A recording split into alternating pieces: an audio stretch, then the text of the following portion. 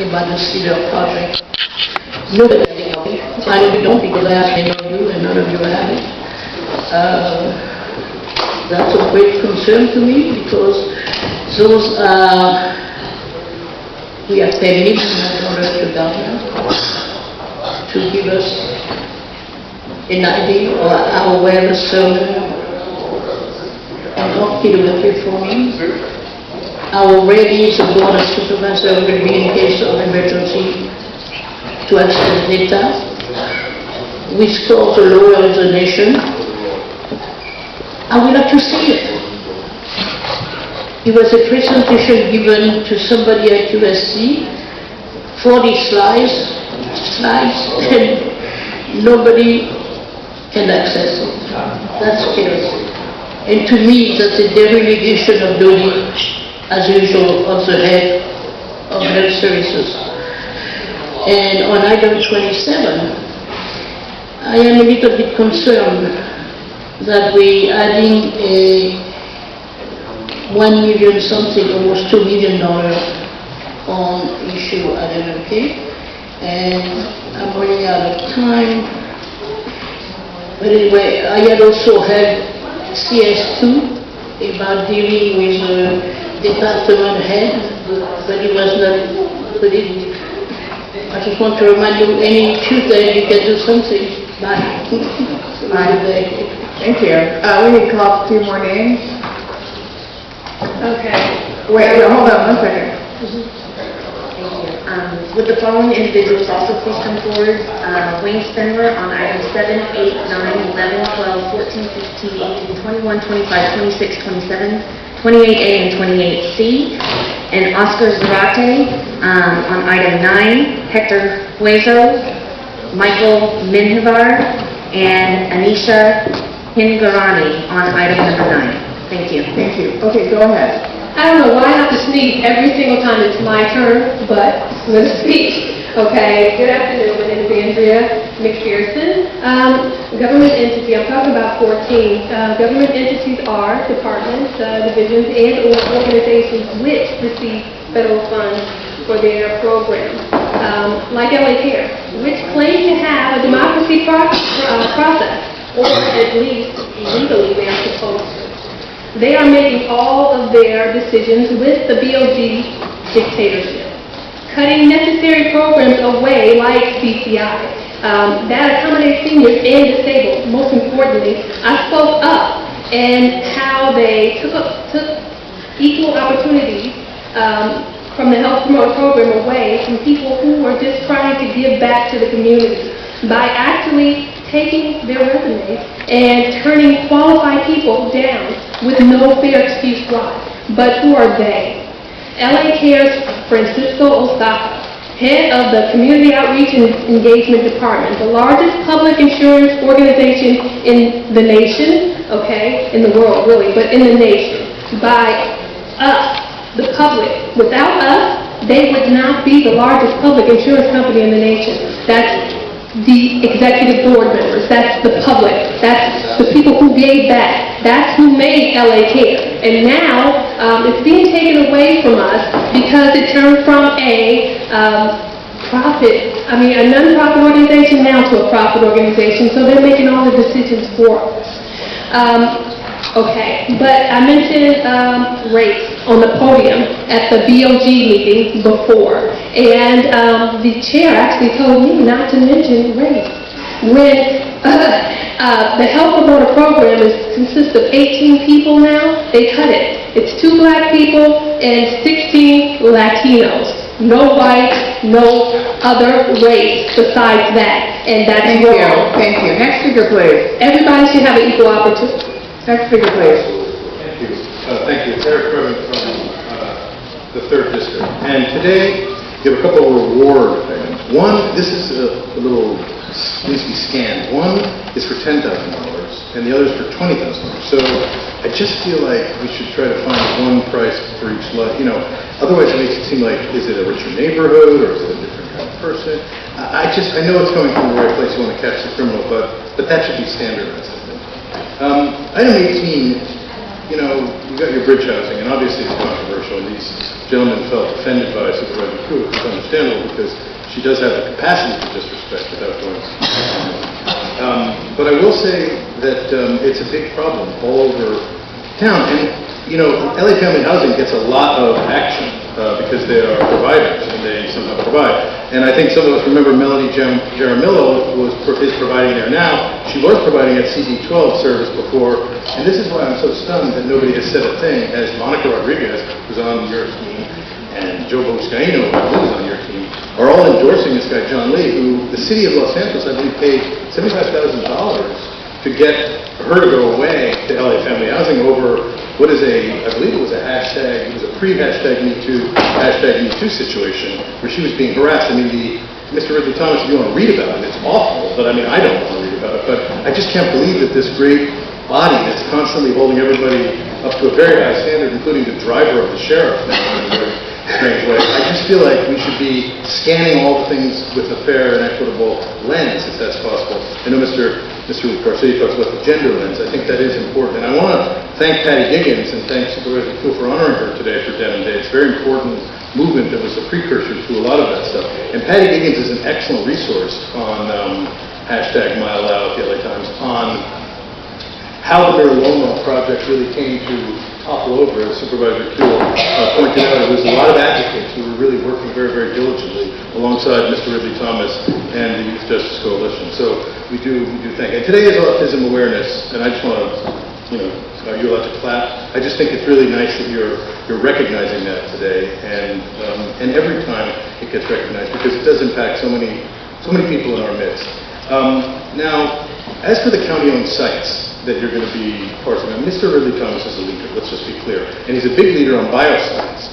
Now, he did a report on bioscience, which I think is going to start getting some action on that program. Now, that is a program where we bring in some of the private partners and some of the public to really be asked for how can we help.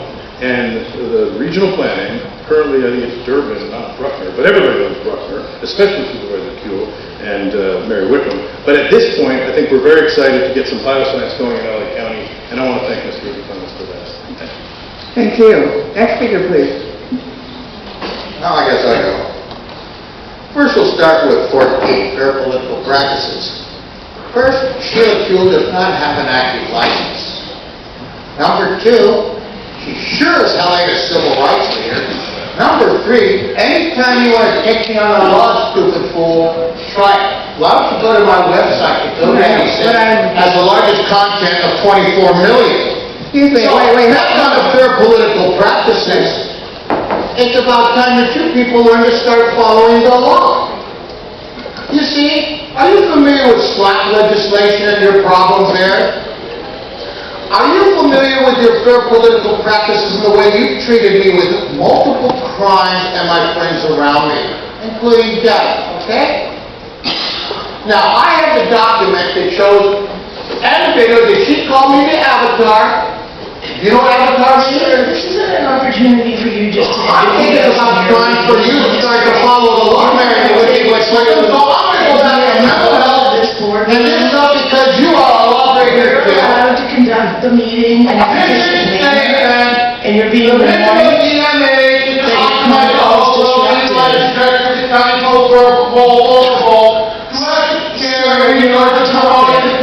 I'm talking to you, you stupid bull. Okay, let's keep, okay, you're off. She has no business interrupting me. Yes, she's already... You break the law all the time. Where's my exculpatory evidence? That's your political practice.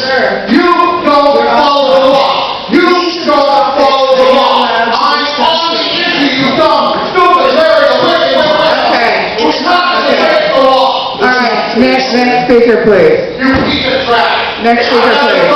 Even your butt Sergeant of Arms, please report him off the dais. You have no right to interrupt me.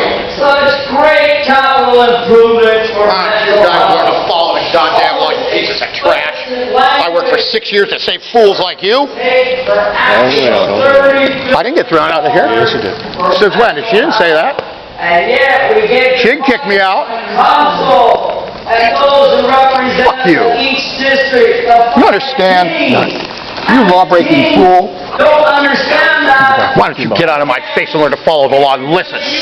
You shush. Capital improvement You're the lawbreakers. in a so-called And you're videoed, fool. board meeting, then this agenda request. You people are garbage. Opinion And hey, bud, how do you know me from education, huh? Answer. Boy, you got problems coming. Why do you have a sheriff standing behind the audience, the speakers, when they got the floor? That's mental health abuse training. Quiet. Madam Chair, Yeah, okay, we were doing so well. Madam Chair, Yeah. You're the lawbreakers. a couple of recommendations, if you would be kind enough to entertain them. Yes. There is a considerable amount of distraction and disruption in the audience, in complete defiance the sheriff's, the sergeant's instructions. Now, I respectfully request that those who do not comply with reasonable requests from the sergeants be escorted out of the hall for at least the balance of the meeting, so that those of us who are trying to hear can hear. I respectfully make that request, so that everyone knows that if we keep shouting and disobeying the respectful and reasonable requests of our sergeant at arms, that they then will be asked to leave. Is that reasonable, Madam Chair? That's reasonable. And if everybody can govern themselves accordingly, I think we can make it through this. Otherwise, let's just escort the disruptors out after they have been repeatedly requested not to do that, particularly in the audience. If they're speaking here, Madam Chair, I have full confidence in your ability to manage the microphone in terms of what is going on. I appreciate the opportunity to be heard, Madam Chair. Thank you. Next speaker, please. Absolutely agree. The bloody traitors in these people here, these false sergeants, to put these people in the gallows immediately, yes, Madam Queen. So, we're here to talk about Your Majesty and honorable members of the Privy Council today. We're here to talk about this bloody business today. And I notice that you have your rotund individual here out of his business suit and back into his land uniform to conduct his proper arrest and harassment tactics today. And yes, Madam President, that would absolutely help you, just like Rob Wesson and the lovely City Council of Los Angeles. It is one good way to bring the Federal Bureau of Investigation into your matters. Is this not the consent Yes, calendar? it is. And they're supposed to be addressing specific items? What item is the speaker reading? What item is the speaker addressing? I believe I think the bloody lady is off topic. Supervisor, the speaker is off topic. He's here to address, he's allowed to address the items up on the board, and he's instead just... Madam Chair. Okay, thank you. Thank you. Okay, Wayne, talk to the item. That's your first warning. He's That's your first exhausted his warning. opportunity, Madam Chair. Okay, time is expired. Time is expired. Next speaker, please. What? That's your second warning. Okay, next speaker, please. Start your time. Start your time.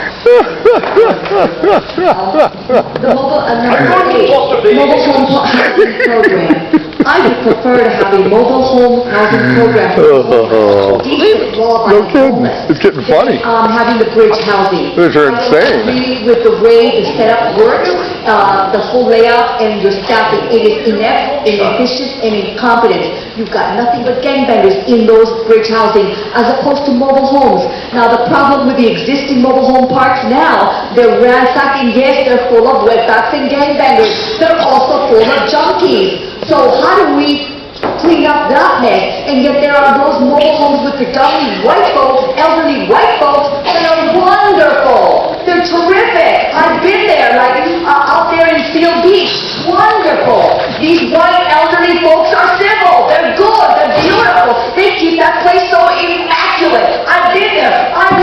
live there. Having said that, we could use a mobile home. I prefer to live in a penthouse, but listen, I'll settle for a mobile home park. Number 10, the family treatment court model. I do sympathize with the judges and commissioners because it is not easy to deal or administer justice in these family treatment courts and multiple other dilemmas. But the problem is that these judges and commissioners are way too lenient. Bust the bastards, put them in rehab or put them in jail or get them deported and then focus on law-abiding Americans who are having dilemmas or court problems. Deal with them first. They are a priority. Americans are a priority. They've been neglected for over 50 years. Get those judges or put them on the streets or live on the homeless streets, and there's plenty of room on Broadway. So get these judges and commissioners to do their goddamn jobs. And my mother, number 11, my mother worked for the denim jeans. Thank you. Next speaker, please. Next speaker, please. Go ahead, start their time. Madam Executive Officer, start the time for the next speaker as soon as the other speaker has stopped. Good afternoon, Board of Supervisors. My name is Anisha Hingrani with Advancement Project California. We are a proud member of ACT LA and have been working with Metro on their transit-oriented communities policy. We strongly support the motion introduced today by Supervisor Solis and Ridley Thomas to undertake a purchase office feasibility study for Los Angeles County.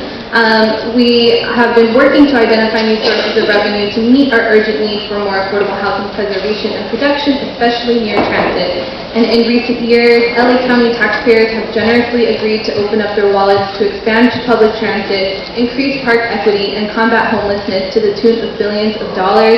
It is critical that these tax dollars and other locally generated revenue sources become a vehicle to expand affordable housing and increase equitable community and economic development for Los Angeles. We look forward to the results of the study and hope it sheds light on what more we can do to ensure these funds help the region become more inclusive, connected, and sustainable. Thank you. Thank you. Next speaker, please. Hi, good afternoon, Supervisors. My name is Michael Menavar, and I'm with the Southern California Association of Nonprofit Housing, SCAM. We're a membership organization made up of nonprofit developers of affordable and supportive housing, and we are proudly part of the ACT LA Coalition. I'm also a constituent of Supervisors of Kuehl. We are here today to share our strong support for the motion item 9 introduced by Supervisor Solis and Ridley Thomas to undertake a study that analyzes the feasibility of creating a purchase office for the County of LA.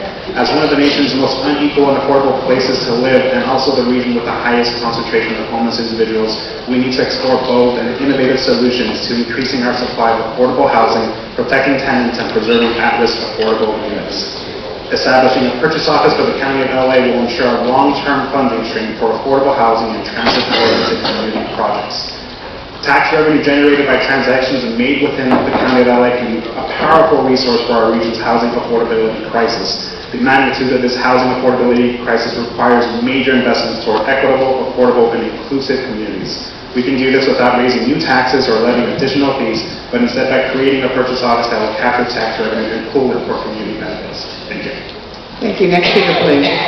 Hello, everybody. My name is Oscar Zarate, a community organizer for SAGE, Actions for a Just Economy, that does tenant rights activism in South LA. We strongly, and proud member of ACT LA, we strongly support the motion to undertake a study that analyzes the feasibility of creating a purchase office. The county and Metro play a critical role in the development of historically disinvested communities. A purchase office would be a good step forward in the right direction to promote local economies and galvanize affordable housing. It is important that we maximize tax revenues and ensure these dollars go back into the community in an equitable way. And I'm excited to see how this develops. Thank you so much. Thank you. We have a few more people to call up. Thank you, Madam Chair. Would Carla De Paz requested to address the board on items 9, Carmel Carter on item 21, and Dr. Vanilla Desire on items 9, 11, 14, 18, and 27. Go ahead. Good afternoon, Supervisors. My name is Hector Wessel with Jobs of America, and with my colleagues who spoke earlier, we're with the Alliance for Community Transit, and we want to come today to commend the board for finding very creative solutions to explore ways to fund affordable housing and more equitable communities through the examination of purchase office in the County of LA. Along with ACT LA and my colleagues, We're excited to work with the board once those findings come back to figure out how to move that forward and commend your efforts on this creative opportunity for new resources. Thank you. Thank you. Next speaker, please. Hi, my name is Carla de Paz. I'm the Director of Community Organizing at East LA Community Corporation, and we're also a proud member of ACT LA. And we're also here supporting this effort to undertake a study that analyzes the feasibility of creating a purchase office for the County of LA. We want to thank Supervisor Solis and Martin Thomas for moving this forward and taking the first step in creating bold solutions. As a community developer, we have a long history of working with Metro and ensuring that community is part of the process for how we develop near transit, and we're very proud of all the gains we've been able to do in neighborhoods like Gold Heights, being able to provide housing for many people. But it's still difficult to be a developer and find all the resources that you need to really tackle this affordable housing crisis and homelessness crisis. I also live in Southeast LA, in the city of Glenwood, and municipalities down there are also having a hard time. Again, I appreciate this effort, and we really think that this could be the first step in taking bold solutions and innovative ways of tackling this issue. Thank you. Thank you. Next speaker, please.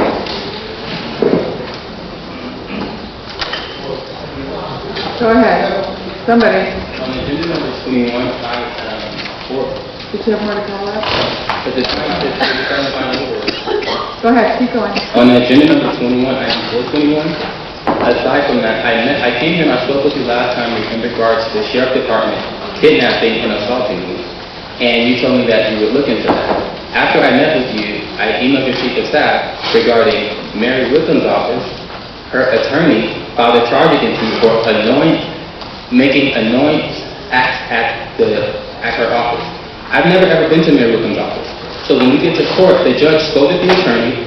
Ken Summer told the judge that he knew I was never ever at the location, but he wanted to get me in the courtroom. I find it very alarming that I advised you about this. I have the court case number. There's county court transcripts. I told you about this when you had different races of people doing chants and they were up here being celebrated for their accomplishments throughout the county. You told me that you would have to go to the consent my matter.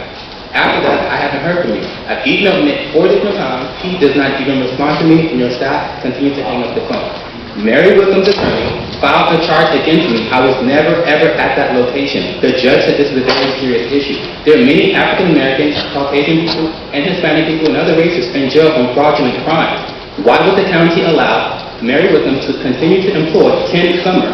If you need his bar ID number, I can get that to you now. But I'm not understanding why Ken Summer is still employed by the county. Bar number 262-832, KNTMSOMER. Not sure which item is he speaking to. He's off topic. Okay, press click on what you signed up for the consent calendar. I'll be back to public to read. Okay, next speaker, please.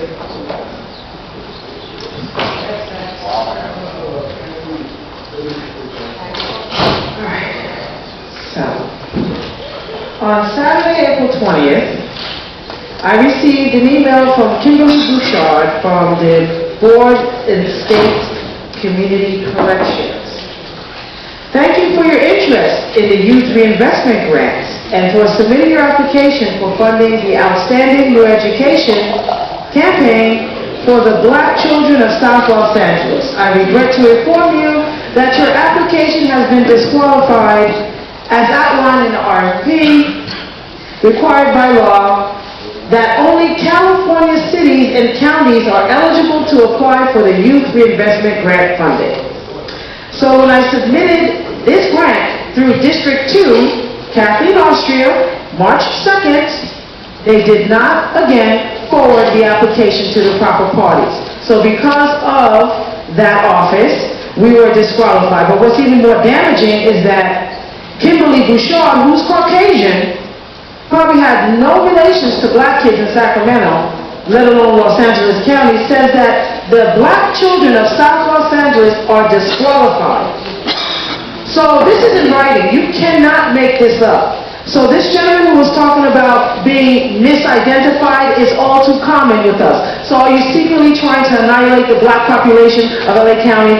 Because last time I checked, LA is part of California cities. If we're not in California, somebody let me know. I think it's disrespectful year after year. I'm sending simple proposals, and thank you, Ms. Solis, for sending the bus for Parks After Dark. I'm thanking you, because you're the only one that came through for our kids from Boyle Heights to attend something, so I commend you for that.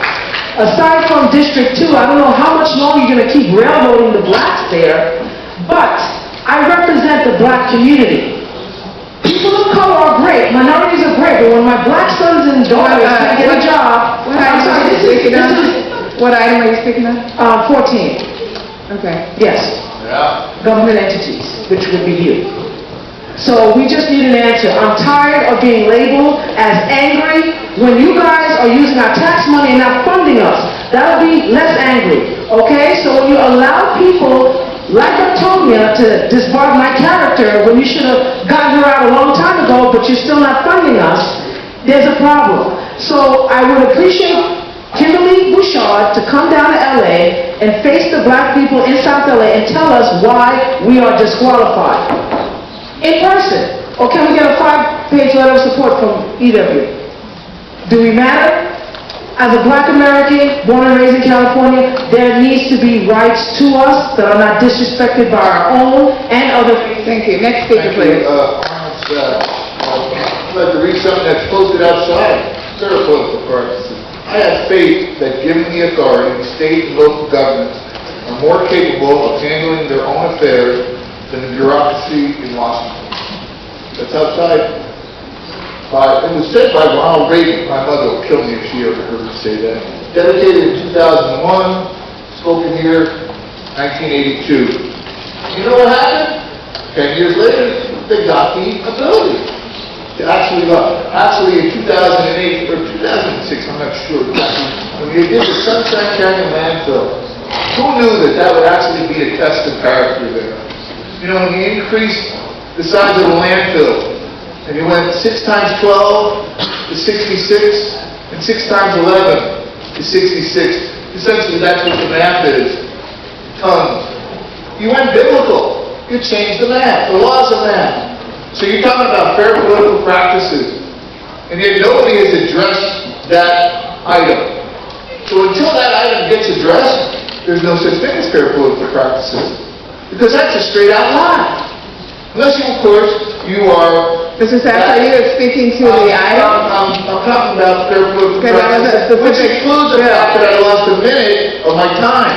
Because I held 2 items, you're supposed to get 2 minutes per item. And now I'm only getting 3 minutes. Yes. That's what your rules said. You get 2 minutes for public comment and 4 minutes for... So I'm saying fair political practices. Speaking of fair political practices, there is, somebody talked about tax fees being used for other programs. You know, ever since the franchise tax board was eliminated, fair political practices. And it is specific to a bill that's pending in Sacramento. It's not an open-ended item. They can just discuss it. Okay, Mr. Sachs, that's your second warning for being off topic. Please keep the consent items up on the screen, sir. Not an attorney, he represents you. Second warning. One more warning, and we'll have to remove you. Ann Orton was a county counsel, but she was also a federal prosecutor. She was hired at will attorney. I don't believe that's it. Okay, thank you. They're on the agenda. They're not on the agenda. Okay, Sergeant Barnes, just remove him from here. Okay, any other speakers that are called to this item? Okay, so, read the remaining items that are before. The items before you are items 7, 8, 9, 11, 12, 14, 15, 18, 21, 25, 26, 27, 28A, and 28C. Okay, those items are before us, moved by Supervisor Solis, seconded by Supervisor Barger. Without objection, that will be the order. At this time, it would be appropriate to hear from supervisors on special items that are not posted on the agenda. Madam Chair? Yes. I have 2 items I'd like to bring up for next meeting. The first item is dealing with supporting the California Dignity in Pregnancy and Childbirth Act, Senate Bill 464. This California Pregnancy Associated Mortality Board, known as California PAM, report found that Black women make up 5% of those giving birth in California, but suffer 21% of pregnancy-related deaths. Research indicates that implicit bias continues to play a role in the unequal treatment of Black mothers. The California Dignity in Pregnancy and Childbirth Act, Senate Bill 464, authored by Senator Holly Mitchell and Assembly Member Shirley Weber, would require all prenatal health care providers, including physicians, nurses, midwives, and frontline personnel, to participate in an implicit bias training. The bill would also require collection and reporting of data on maternal mortality by race, creating a culturally affirming healthcare environment for women of color, particularly Black women, and can significantly decrease the number of maternal deaths. It's really important that we also work with the community and teach would-be mothers about risk factors. This educational component, supported through targeted community outreach, is critical.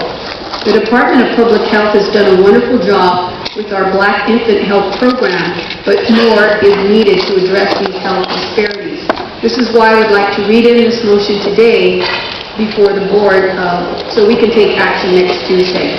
I therefore move that the Board of Supervisors direct the Chief Executive Officer, CEO, to send a 5-signature letter to the author and legislative leadership, Los Angeles County delegation, and the Governor expressing the county's strong support